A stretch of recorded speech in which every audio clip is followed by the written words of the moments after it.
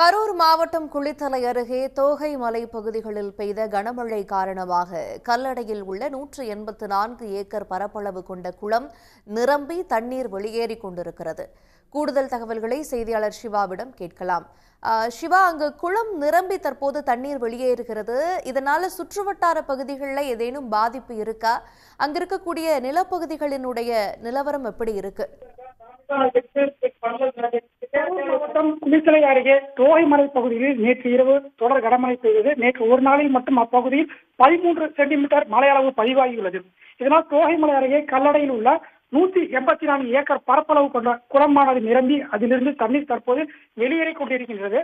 கல்லடை குளமானது கடந்த 10 வருடங்களுக்கு முன்பு தூர்வாரப்பட்டதாகவும் தற்போது தூர்வாரப்படாமல் உள்ளதால் அப்பகுதியில் பல இடங்களில் மேடுகளாகவும் செடிகொடிகளாகவும் பொதுமக்கள் கூறுகின்றனர். மேலும் நேற்று ஒரு நாளில் பெய்த மழைக்கு குளம் முழுவதும் நிரம்பி தற்போது மழை நீரானது வீணாக வெளியேறிக் கொண்டிருப்பதாகவும் இதனால் அருகில் உள்ள நிலங்களில் சென்று மழைநீர் சேமித்து வைக்க முடியாத அளவிற்கு வீணாகி வருவதாகவும் பொதுமக்கள் தங்களது ஆதங்கத்தை வெளிப்படுத்தியுள்ளனர். மேலும் இந்த குளமாக தூர்வாரி பராமரித்தால் அப்பகுதியில் விவசாயம் மற்றும் நிலத்தடி நீர்மட்டம் உயர உதவியாக இருக்கும் எனவும் சரியாக தூர்வாரப்படாத காரணத்தினாலே நேற்று ஒரு நாளில் குளம் முழுவதும் நிரம்பி தற்போது மழைநீர் வீணாக வெளியேறி வருகிறது.